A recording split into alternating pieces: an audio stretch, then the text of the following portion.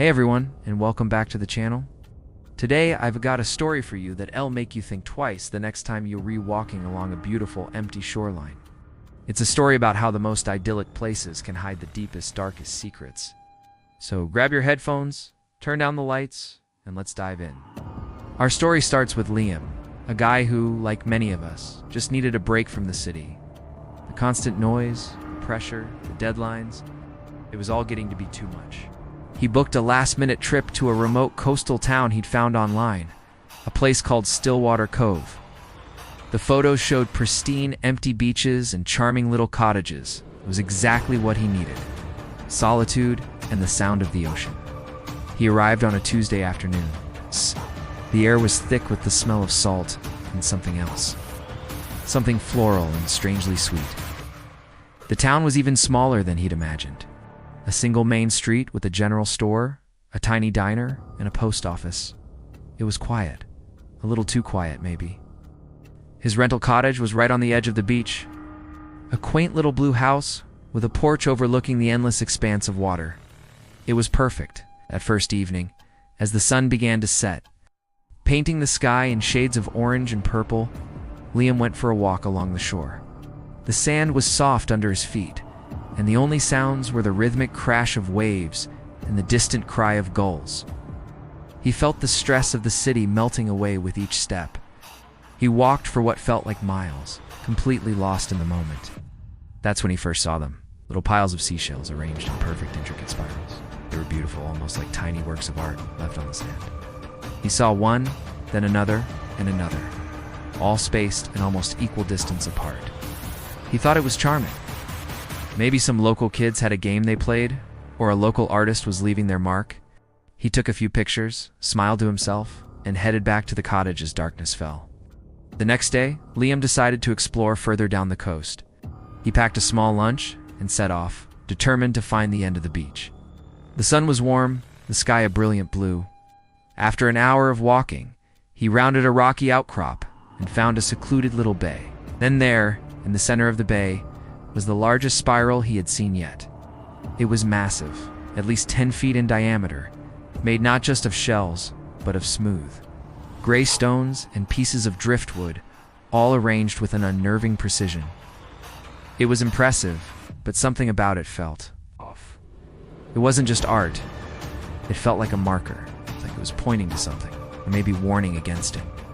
As he stood there, staring at the spiral, a cold breeze swept through the bay, making the hairs on his arms stand up even in the midday sun.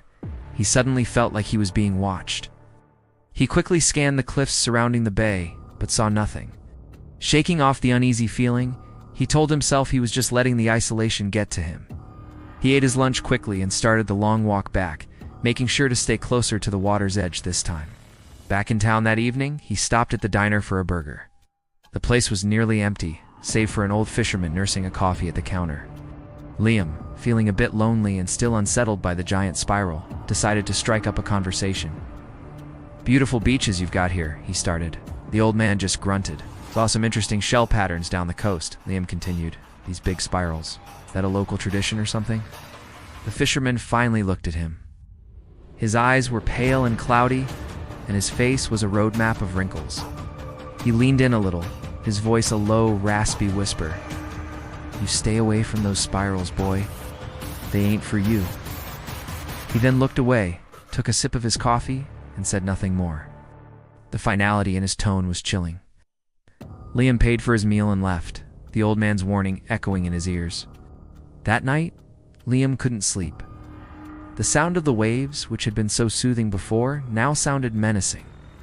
Every crash felt like a footstep outside his door. He kept thinking about the spirals. What did the old man mean? Found himself staring out the window at the dark, moonlit beach, and then he saw it. Figure, far down the shore, hunched over near the waterline. It was too dark to make out any details, but they were moving slowly, methodically.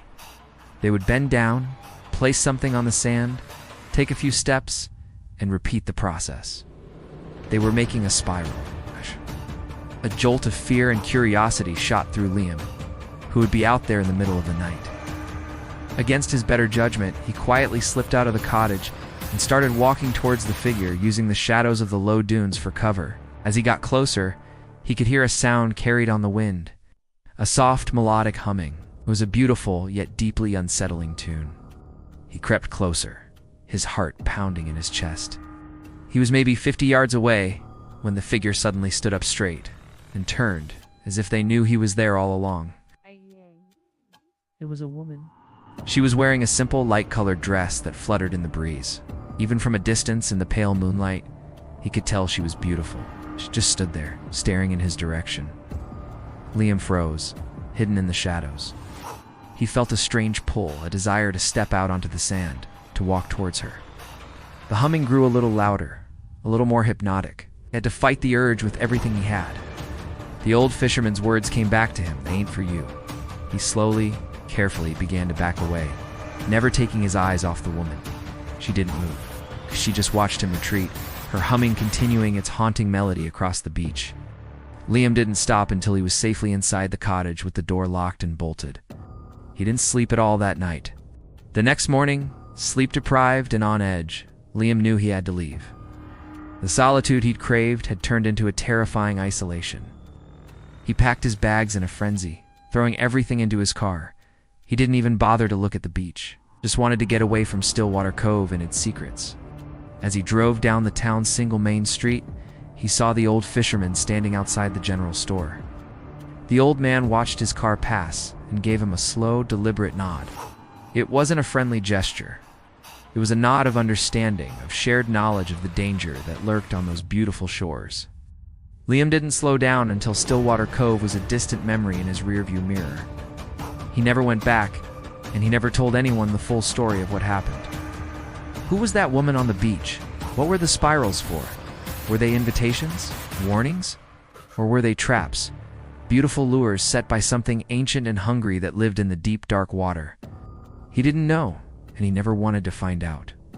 Sometimes, late at night, when the world is quiet, he swears he can still hear that faint, melodic humming on the edge of his hearing.